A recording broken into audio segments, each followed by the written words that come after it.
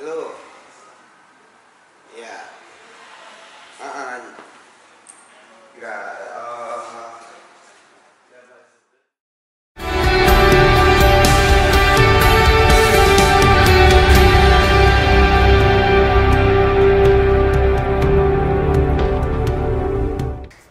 Berbagi cerita. Hari ini itu kita punya cerita. Ada teman kita namanya, dia udah mengirimkan email ke tim Komo Channel gitu loh. Dan tadi pun gue juga udah baca emailnya dia. Dan ternyata bukan berasal dari Jakarta, dia berasal dari luar Jakarta. Dia berasal dari Batam. Itu otomatis kita punya kesusahan gitu untuk, atau punya kendala gitu loh untuk membawa datang ke tempat ini. Jadi cerita si A ini menurut gua itu bisa untuk menginspirasi banyak orang nantinya, karena dia pengen untuk mengirimkan ceritanya ke kita, pengen berbagi cerita sama kita untuk biar banyak orang gitu loh bisa belajar juga dari bagaimana ceritanya dia dan bisa mengambil sisi positif dari cerita yang udah pernah dia hadapin gitu. Nah, karena memang susah untuk dia dibawa ke sini, akhirnya kita udah mencoba untuk menghubungi si A ini. Dia minta disamarkan suaranya, minta disamarin juga fotonya. Itu nggak apa-apa, itu terserah dia, itu haknya dia. Jadi buat teman-teman juga yang pengen untuk berbagi cerita di sini, silahkan. Kalau kalian nggak pengen kelihatan muka juga nggak apa-apa, suaranya di edit dikit juga nggak apa-apa gitu. Yang penting tujuan dari berbagi cerita ini adalah berbagi untuk memotivasi satu sama lain gitu. Sebenarnya gitu dari rangkuman ceritanya itu adalah dia adalah seseorang yang berasal dari keluarga yang broken home. Dan dia berjuang untuk melewati itu. Dan nantinya kita akan tanya-tanya banyak sama dia. Ini gue mencoba untuk ngebaca email yang dikirim oleh si A ke tim Komo Channel. Halo Bang Komo, halo brother, salam kenal. Saya mau berbagi cerita ke Bang Komo tentang cerita hidup saya. Kalau cerita saya masuk ke acara YouTube Bang Komo, mohon disamarkan nama saya Bang. Oke, terima kasih. Oke, yuk, namanya nanti disamarkan. Saya sekarang tinggal dan kerja di Batam Bang. Dan sekarang saya sudah berkeluarga, punya anak 2. Wow, selamat brother. Saya doain supaya Bang Komo dan istri juga cepat dapat omongan. Amin. Makasih doanya. Saya ingin bercerita Bang. Saya tumbuh di keluarga yang broken home. Oke.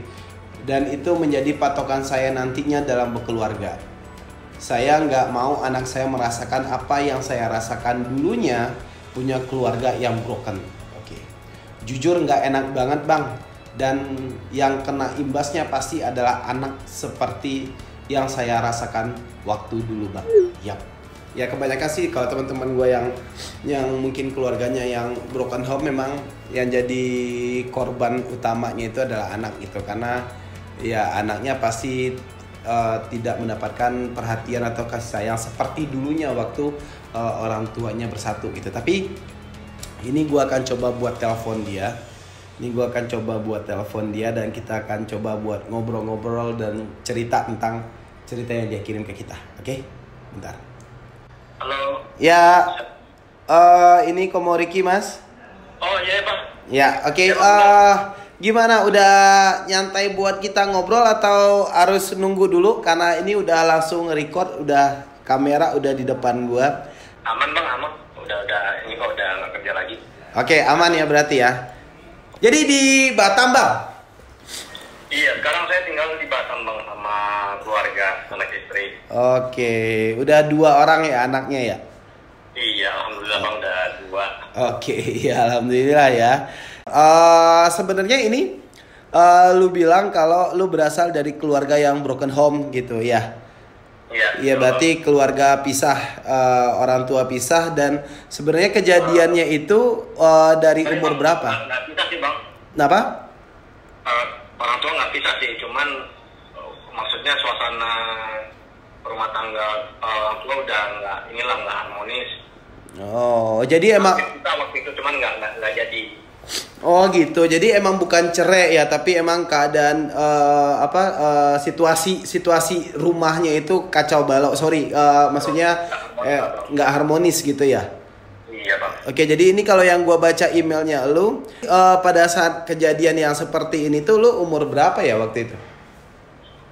Kalau yang pas masih di kampung tuh kisaran umur 4 tahun 5 tahun lah bang.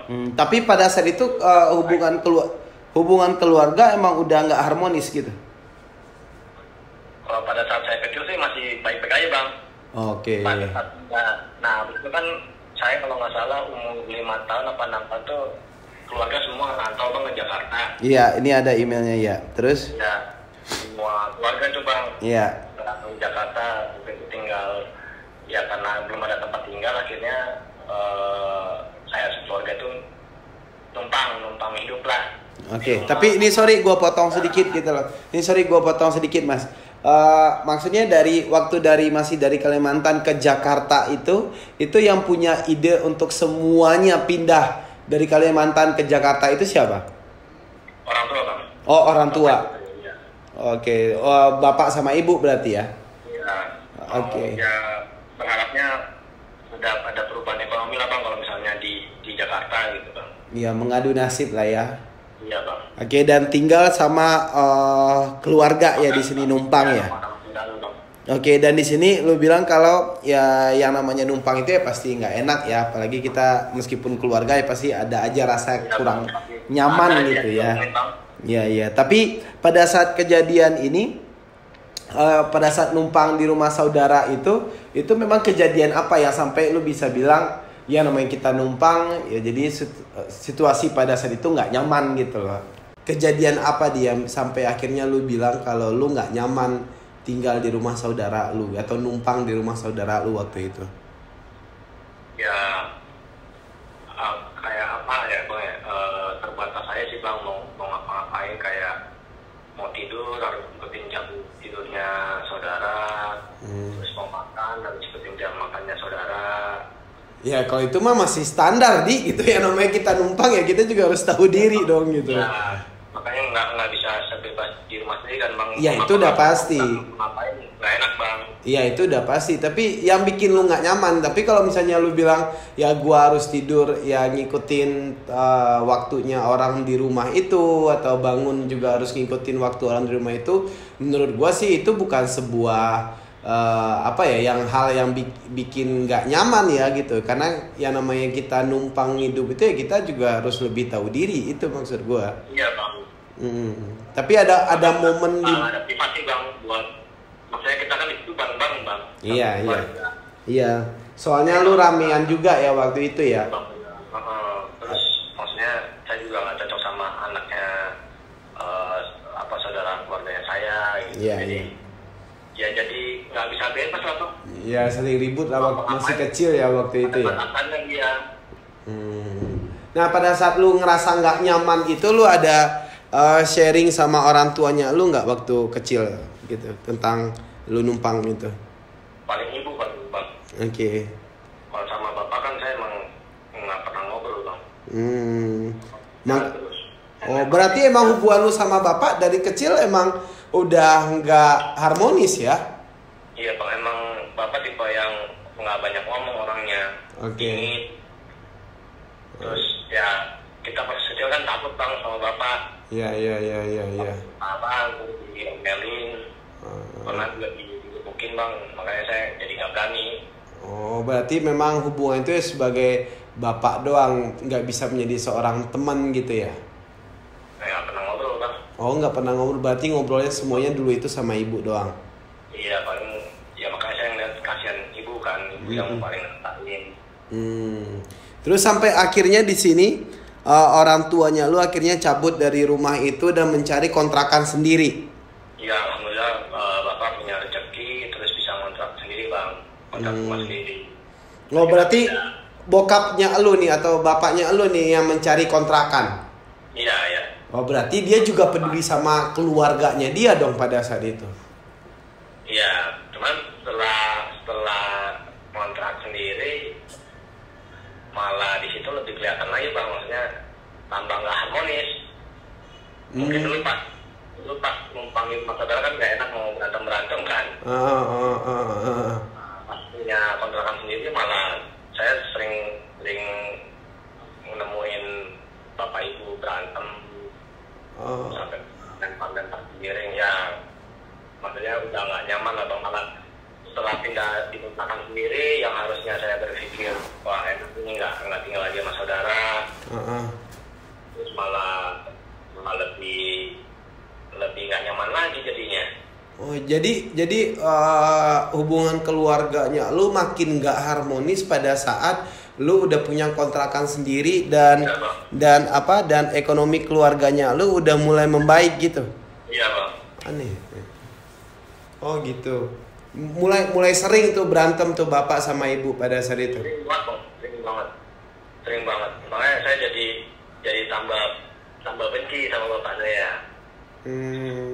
Kenapa alasan lu jadi makin benci sama bokap lu pada saat dia berantem sama ibu lu apa?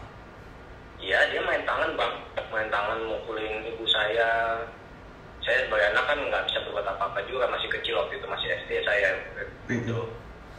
Saya mau belain juga, saya cuma bisa nangis aja bang waktu itu bang. Berarti bokapnya lu sampai main tangan sama nyokapnya lu gitu? Iya bang.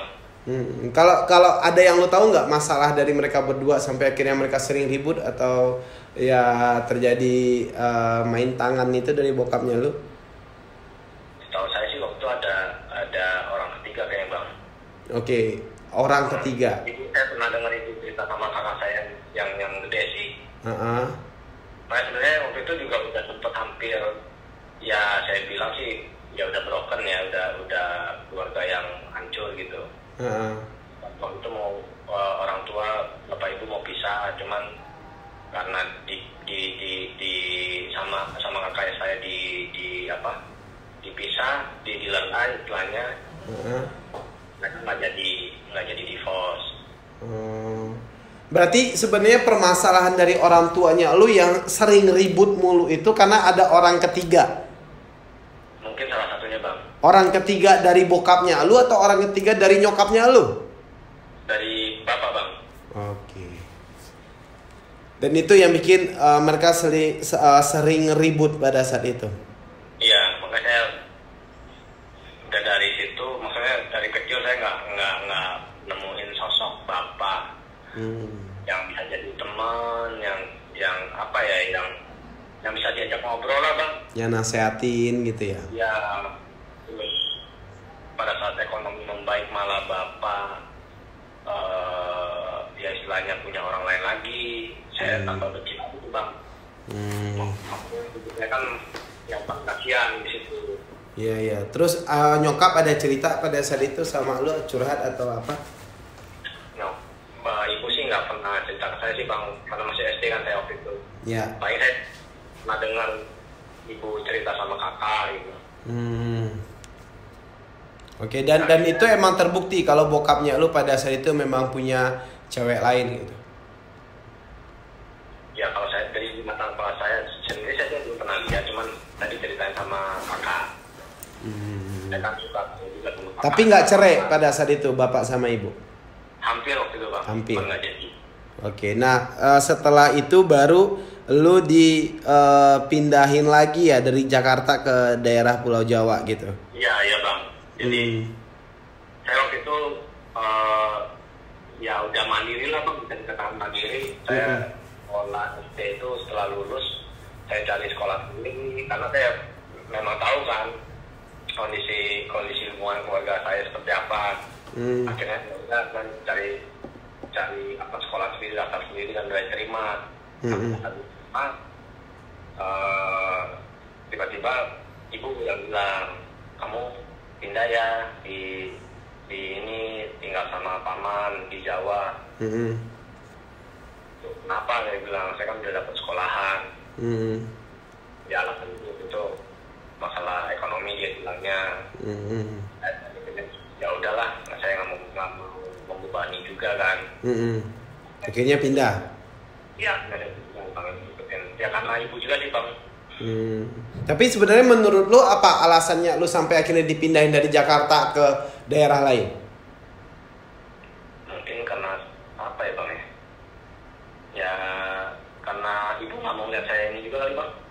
Oke, karena bapak sama ibu terlalu sering ribut kali ya, gitu ya. Makasih ibu mungkin ya udah mulai kepikiran tentang bagaimana pola pikirnya elunya juga, kasihan sama elunya juga gitu, makanya akhirnya lu dipindahin sama pamannya elu ya. Iya bang, jadi nggak sehat kan tumbuhnya bang sebenarnya. Oke, nah di sama paman ini kelihatannya kalau dari segi materi aman-aman aja ya. Aman bang. Nah, tapi malah elunya yang berulah sekarang ya.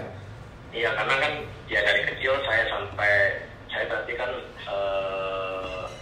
ikut paman itu lulus SD, SMP sampai SMA bang. Saya ikut paman saya di Jawa itu. Jadi dari kecil sampai SD saya kan nggak nemuin sosok bapak, ayah.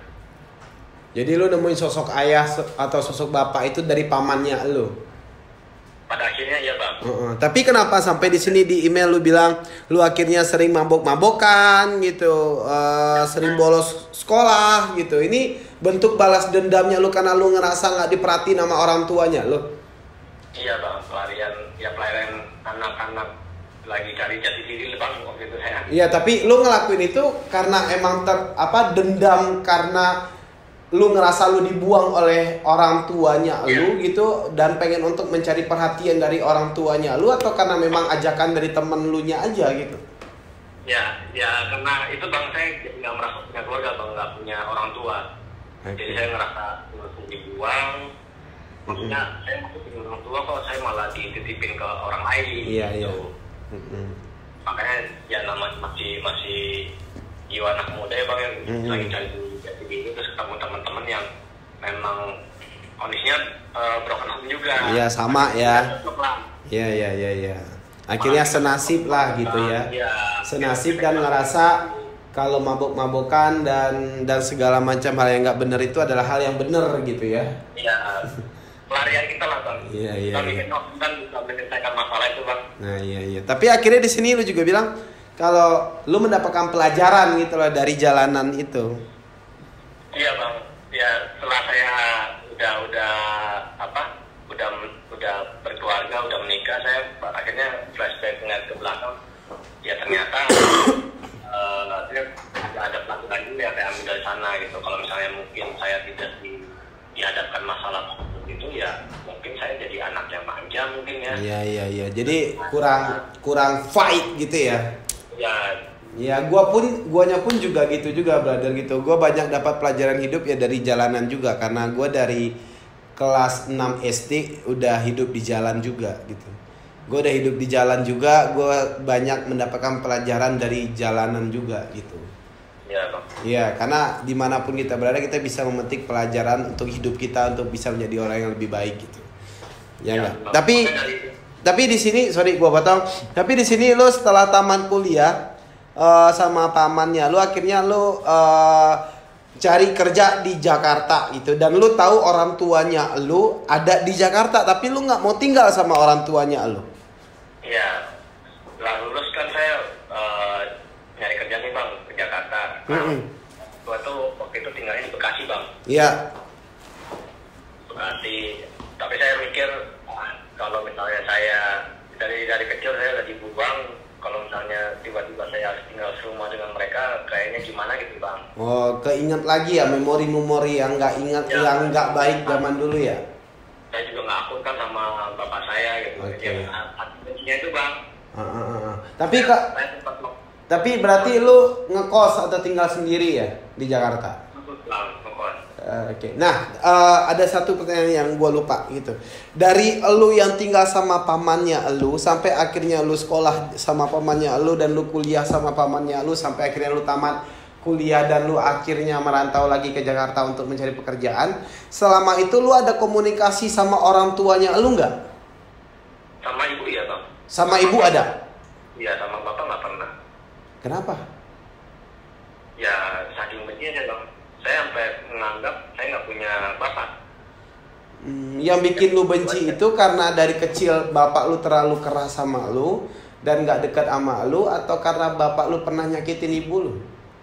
Semuanya bang. Jadi ya semuanya terkumpul tuh bang. Dendam ya. Bang, saya nggak pernah ngobrol sama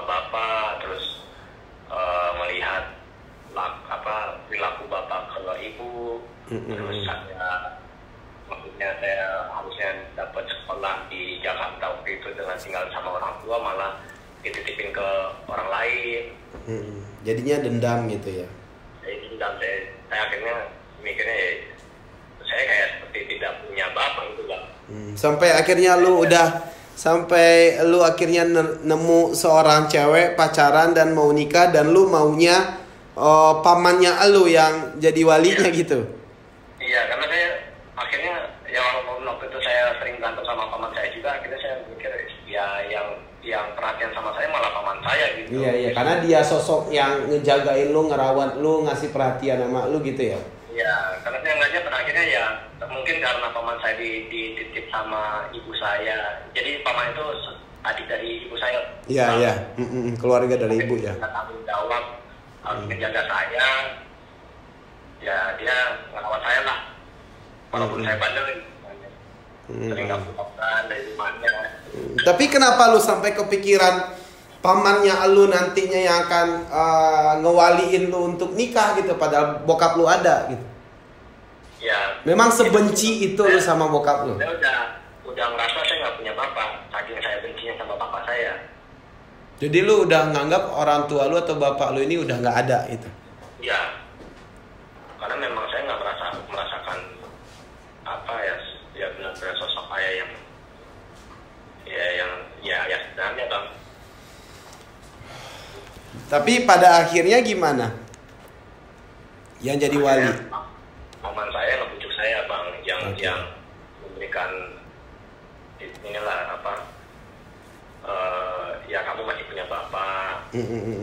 Tapi akhirnya bokap lu sendiri yang jadi wali pada saat itu? Ya karena nasihat dari paman saya itu Bang, saya akhirnya ya udah, maksudnya saya juga nggak mau. Ya ini saya nikah, saya pengen membentuk keluarga yang nggak saya pengen seperti keluarga saya sebelumnya gitu. Dan sekarang kalau nasihat paman saya ikutin lah. Akhirnya ngalah juga ya, ngalahin ego diri sendiri ya. Iya Bang. Nah setelah itu lu berumah tangga dan akhirnya punya anak. Terus bagaimana hubungan lu sama bokap lu? Ya pelan-pelan sih Bang. Dengan waktu pernah kumpul keluarga lah Bang, kumpul keluarga semuanya.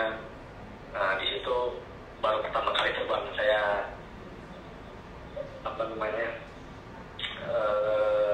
bapak cerita lah. Baru pertama kali coba Bang dengar bapak cerita. Ya kenapa dia dulu keras, terus jarang ngobrol sama anak-anaknya. Ternyata memang hidupnya dia keras juga Bang. Makanya akhirnya saya ke Amerika, akhirnya ya saya harus berpikir dewasa juga. Bagaimanapun itu orang tua saya gitu, saya hormati gitu. Itu udah berapa tahun ya jaraknya itu berarti ya, dari kecil sampai, atau lu berapa tahun usia pernikahan? Mulai ada cerita dari bokapnya lu kalau dia keras sama lu karena hidupnya juga keras gitu. Itu saya 5 tahun pernikahan saya Bang. Berarti lama banget ya. Iya Bang. Jadi karena memang hidupnya terlalu keras gitu, jadi dia akhirnya keras juga sama lu, tapi kerasnya itu bikin hubungan kalian berdua jadi kaku gitu ya. Iya. Nah saya melihat mungkin ya itu dia pelajaran yang saya ambil dari bapak saya itu, mungkin karena dia dulu dididik keras. Iya. Kalau bapak saya kan memang dia ada banyak saudara, 9 bersaudara. Iya.